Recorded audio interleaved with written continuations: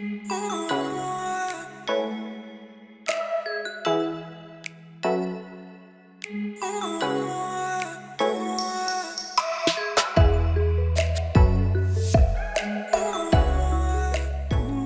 est-ce que vous pouvez vous présenter s'il vous plaît?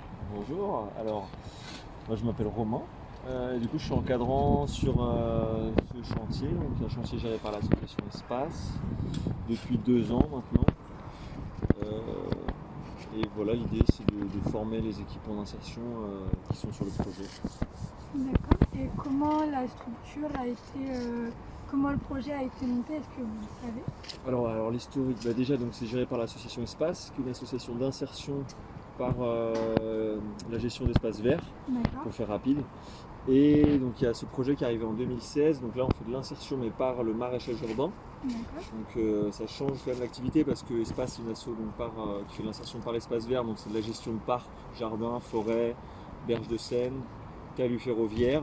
Le projet a démarré en 2016 par un partenariat qui se fait avec le Fashion Center, un financement qu'on a eu également par Veolia qui est juste là, pour monter un projet d'agriculture urbaine ici. Et voilà, l'idée c'était d'essayer de développer un modèle d'agriculture urbaine en maraîchage par l'insertion qui soit économiquement viable. Le projet, donc là on a 2000 m² de culture où on cultive donc avec une équipe de 5 salariés en insertion et on fait du petit fruit, du légume, de la plante aromatique et de la fleur comestible. Et l'idée c'est de produire en urbain et de tout commercialiser en circuit court ou en vente directe. Et le cœur de l'activité, c'est de se servir de ce que je viens d'énoncer pour former les salariés en insertion au métier de maraîcher.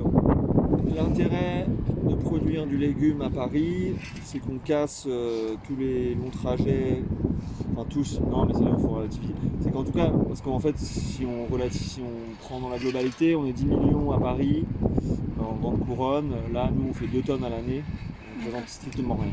Après, si on se place à notre échelle, comme je disais tout à l'heure, nous on fait du légume, on va le vendre à 10 minutes d'ici, en vélo, parfois en voiture, mais voilà, rien à voir avec les trajets de longue distance qu'on peut trouver globalement sur le commerce de fruits et légumes. Donc il y a cet aspect-là, donc le carbone, transition écologique, il y a l'aspect, je ne sais pas si on peut le compter dedans, mais il y a tout l'aspect social aussi. Et voilà, revaloriser aussi des métiers complètement sous-estimés qui sont le maraîchage et voilà, et c'est quand même les gens qui produisent la nourriture. Là on exploite des lieux qui sont inoccupés, donc les toitures. À Paris c'est particulier comme elles sont presque en grosse partie classées, mais toutes celles qui sont plates, c'est des espaces qui servent à rien, tu as totalement raison, et donc voilà, qui est mis en valeur à travers une activité plutôt écologique. Mais ce qui se passe, c'est ça a été montré que poser des espaces verts en toiture, en fait, ne jouait en rien un rôle sur le changement climatique. Normalement, il y avait peut-être discussion, on pensait que ça ferait baisser les températures, que ça limiterait. En fait, apparemment pas tellement ce qu'il faut, c'est vraiment qu'il y ait de la végétation en plein sol, avec un vrai sol, parce que c'est lui qui emmagasine la chaleur. Et après, l'autre qui a un grand intérêt, c'est l'arbre. Comme je vous l'ai dit tout à l'heure, on ne peut pas en avoir. Donc du point de vue climat, j'aurais pas grand chose à dire. Vous redistribuez auprès de qui après? Alors à la base, on vendait principalement en entreprise, le bâtiment jaune là. À la directe, le bâtiment avec le petit haut gris là qu'on voit juste à gauche. La directe, donc direction de l'emploi qui finance les salariés en insertion. Donc l'idée c'était qu'on fasse un partenariat qui allait un peu plus loin qu'un partenariat financier. Et derrière il y a le ministère de la Justice. Donc c'est un modèle qu'on a tenté de développer pendant 3 ans, qui a été compliqué, en tout cas à mon sens, et puis là de toute façon avec le Covid ça a complètement été cassé. Donc maintenant on vend principalement en boutique, donc à 3 Poireaux dans le 93, à Saint-Ouen précisément, à Miam, c'est une boutique dans le 10e, et à l'ancienne. C'est une start-up après qui redistribue directement chez les gens en camion électrique. Et après on fait 2 restaurants à Aubervilliers, donc Collective et Aubert Kitchen. Je crois que j'ai oublié quelque chose. On fait toujours le ministère du coup, avec un système de panier. tandis que les autres, on venait avec nos étals, on proposait tous nos légumes, on se retrouvait avec plein d'invendus. Le ministère on a conservé parce que voilà, c'est 10 paniers par semaine, on les amène, ils sont pris, ils sont réservés.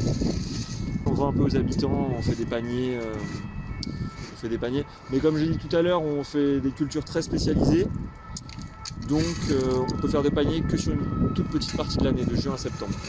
Comme on ne fait pas trop de choux, de patates, de choses comme ça, des choses qu'on trouve dans les paniers l'hiver, on ne peut pas le faire. Parce que là, nos paniers, ça va être salade, roquettes, épinards, enfin il n'y aura que de la feuille, pas beaucoup d'intérêt. On fait du bio-intensif. On fait du bio-intensif. Dans bio, tu as bio. Et intensif, en fait, c'est dans le sens où ici, on est extrêmement intensif. En fait, dès qu'une culture est terminée, on a fait une récolte, une planche de culture, on en remet une autre tout de suite derrière. Et comme je t'ai dit, on fait que des cultures très courtes. Donc on peut se retrouver à faire 2, 3, 4 cultures sur une année. Et c'est ça, c'est là où on parle d'intensif. C'est le pilier de Clinamen, je ne sais pas si vous les connaissez. On essaye de boucler un peu les cycles. Bon, non, on ne va pas le refaire parce que ça, c'est une des contraintes qu'on a sur le toit. C'est que monter de la matière, c'est compliqué. On salit tout, c'est lourd, les échelles, les trucs, donc voilà. Ah non, c'est trop Bon là, elles sont toutes petites. Et alors, il paraît que c'est super dur de faire des carottes. Ah ouais. Bah ça dépend du sol qu'on a. Technique. Nous en fait on a ce qu'on appelle un technosol, c'est un sol artificiel. C'est pas un faux sol, mais c'est un sol qui a été ramené. Et il y a 1 mètre de terre, et donc là on a 1 mètre de terre, c'est une strate, c'est la même terre qu'on a là, et on a la même à 1 mètre de profondeur. Alors que normalement si vous allez en pleine terre dans un champ, vous avez différentes couches de différentes matières qui représentent selon les différents âges qu'il y a eu dans l'histoire. Et ici on a une strate, une terre très sableuse, et les carottes adorent la terre sableuse parce qu'elles peuvent facilement aller en profondeur. Donc ici c'est très facile. Mais si on a un sol trop argileux ou trop compacté, c'est compliqué. Mais là on a cette chance, c'est qu'on fait beaucoup de racines parce que elles ont beaucoup de facilité à aller chercher vers le bas, il n'y a rien qui les bloque. Après on a beaucoup de cailloux. Et donc on fertilise grâce au compost des alchimistes et au fumier de Clinamen. Comme ça on boucle des cycles de déchets, d'autres structures qui sont juste à côté. Voilà, pour nous c'est une ressource. Voilà, et l'aspect économique il arrive là-dedans, donc, du fait qu'on a, comme je disais, très peu d'espace. Là, on a 2000 m², personne n'a une ferme de 2000 m², c'est rien. C'est vraiment rien. Même 1 hectare on peut rien faire avec, 1 hectare c'est 10 000 m². Nous on est à 2000. On pourrait vendre beaucoup plus. Mais comme j'ai dit, on a 2000 m², donc nous ce qu'on propose c'est strictement rien, on pourrait faire plus. Il y a de la demande. Il y a demande. Ouais, nous on propose, là aujourd'hui à l'ancienne on leur fait 15 bottes de radis, mais si on en avait plus ça partirait. Hein. Ouais. Donc on vend à un certain prix, au prix du bio parisien, pour faire marcher le projet, mais bon, donc ça pose quand même des questions, pas éthiques, c'est un grand mot, mais ça pose quand même des questions. Et donc je suis super content parce qu'on a réussi à développer un partenariat avec la ville là, enfin c'est pas sûr encore, mais normalement l'année prochaine on a mis en place un système pour qu'une partie du panier soit financée par la ville, et donc qui revienne vraiment très très peu cher pour le client final, et client qui serait identifié avec la ville, identifier des personnes en précarité économique, voilà, être sûr que ça se retrouve pour les personnes pas de moyens. Et voilà, ça, je suis content parce que on fait des beaux produits, en fait on fait des beaux produits, mais voilà, pas accessibles à tous. Et on est content quand on voit les rentrées d'argent, qui sont ridicules, qui ne financent pas du tout le projet. Mais voilà, on se dit d'un autre côté, on est obligé de vendre super cher. Donc moi ça va, moi j'ai mon salaire tous les mois, peu importe où sont en légumes, les salariés aussi.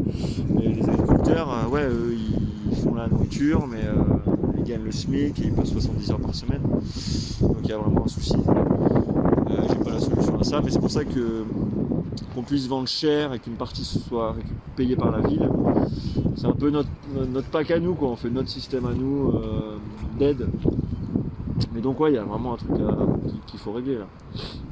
C'est même en vendant ultra cher, en plus ils n'y reviennent pas. Après il y a des petits maraîchers sur 3 hectares quand même qui s'en sortent bien.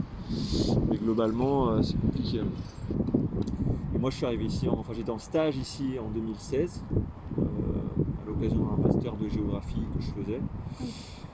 Et entre temps j'ai fait un service civique chez Veni Verdi, qui est une autre association d'agriculture urbaine qui fait des jardins dans les écoles. Et ils cherchaient quelqu'un pour remplacer l'encadrant qui quittait les lieux là en 2019. Et voilà, moi comme je connaissais le projet, ils ont fait appel à moi et ça m'a intéressé. Donc je me suis lancé. Moi là-dedans, en tant qu'encadrant, je suis chef de culture. Donc gérer le design du jardin, la rotation des cultures, les amendements, la fertilisation. Donc il y a cet aspect-là, il y a l'aspect commercialisation. Et avant tout, donc, il y a l'insertion et la formation des personnes qui viennent travailler ici. Donc l'idée c'est de redonner, comment on peut dire ça, c'est remettre des personnes éloignées de l'emploi dans un contexte professionnel avec tout ce que ça implique, les savoir-faire, les savoir-être en milieu professionnel. Aussi leur transmettre des connaissances sur le végétal, sur le maraîchage. Mais l'idée première, on ne leur demandera pas d'avoir un gros niveau là-dessus à la fin. L'idée c'est vraiment d'abord qu'ils se réinsèrent par une activité économique, ils ont un salaire, et puis voilà, derrière après c'est pour enclencher autre chose socialement aussi, et ça c'est un travail qui se fait avec le CIP, le conseiller d'insertion professionnelle, qui est un peu mon homologue mais lui plus sur la vie sociale. Et voilà, l'idée c'est de réinsérer, d'accompagner les personnes en insertion. D'accord. Et si vous deviez nous parler d'atouts, toujours dans votre métier, d'atouts et de difficultés, pas du projet, de mon métier. Ouais. Mon métier, les atouts, c'est pas des atouts pour tout le monde, mais pour moi c'est d'être dehors. Ouais. On est sur des activités assez physiques, donc c'est aussi pour ça que c'est une activité intéressante en insertion. C'est plutôt, c'est toujours agréable moralement d'être en activité, de voir qu'on commence un truc le matin, le soir, tout ce qu'on a fait on le voit. De toute façon il y a plein de choses qui montrent que c'est extrêmement bon pour la santé, le moral, le physique, le jardinage. Ça me concerne aussi, donc voilà, pour moi tout ça c'est des atouts. Il y a tout un aspect social qui me plaît aussi, et humain.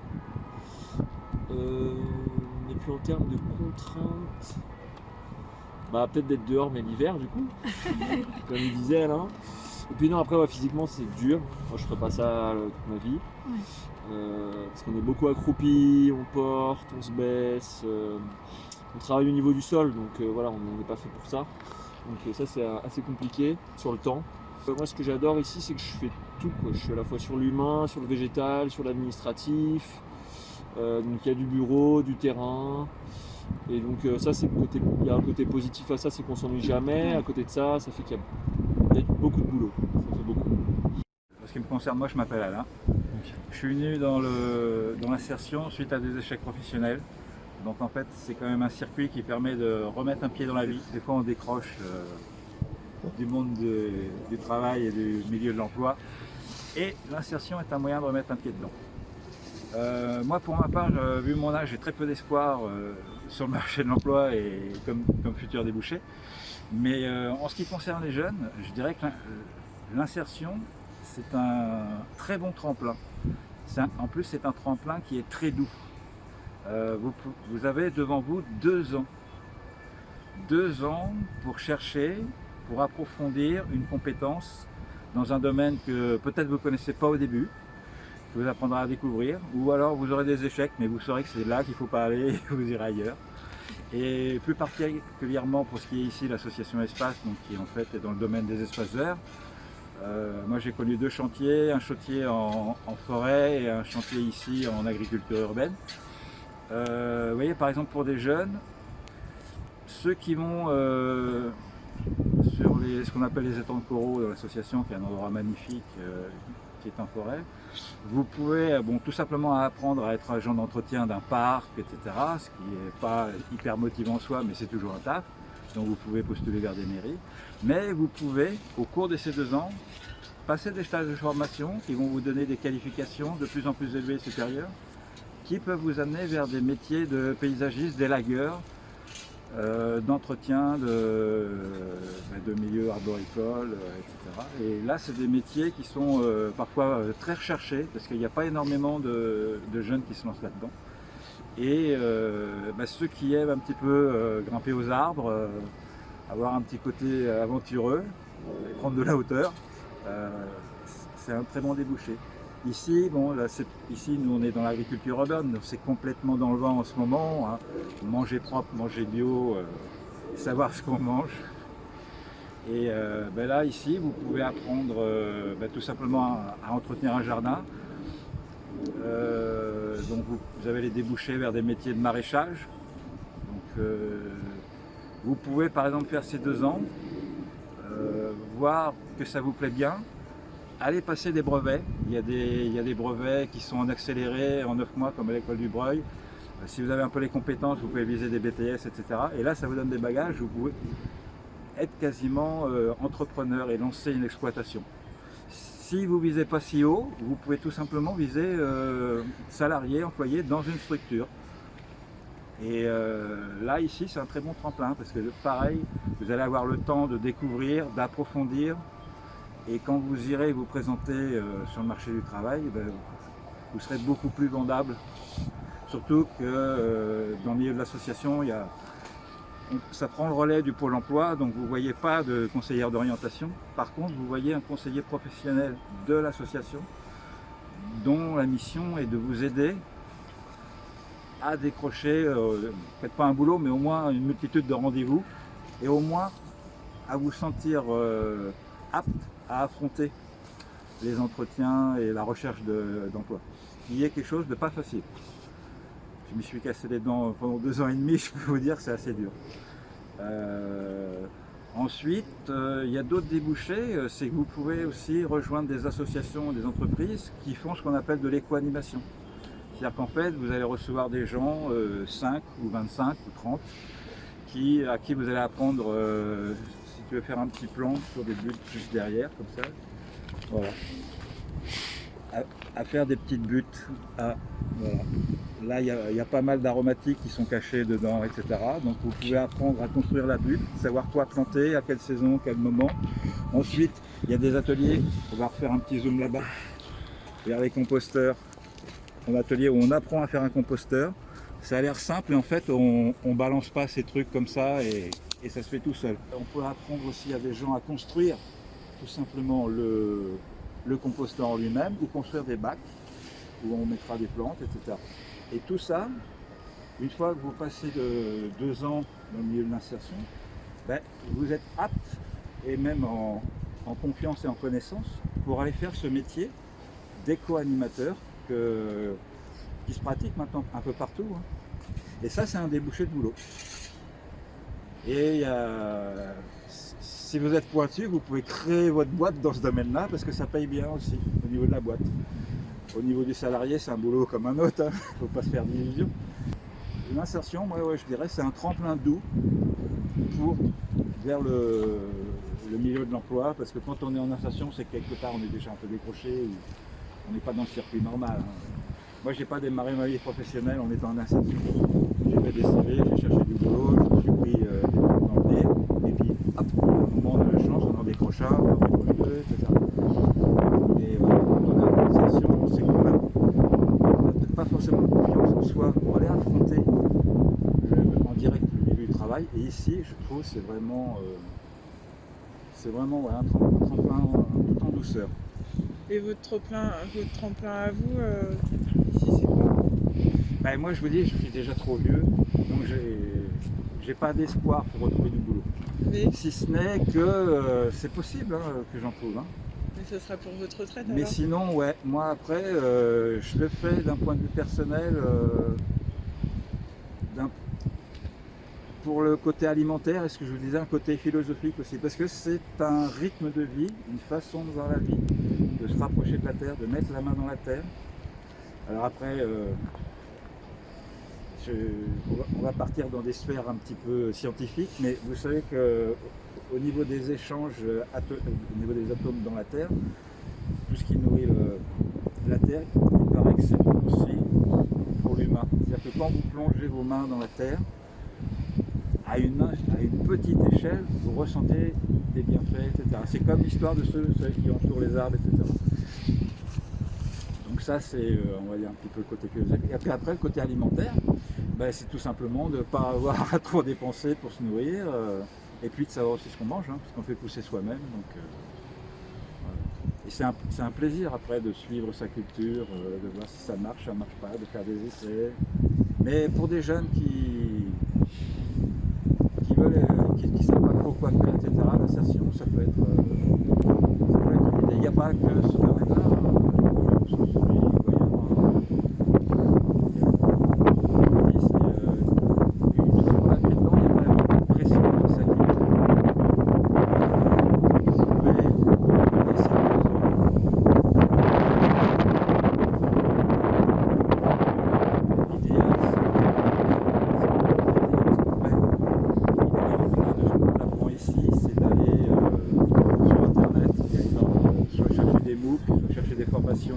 Alors il y a des formations gratuites, il y en a des payantes, mais ça peut vraiment vous donner un coup de boost pour être vraiment en pleine confiance et en pleine aptitude pour aller attaquer le marché du travail.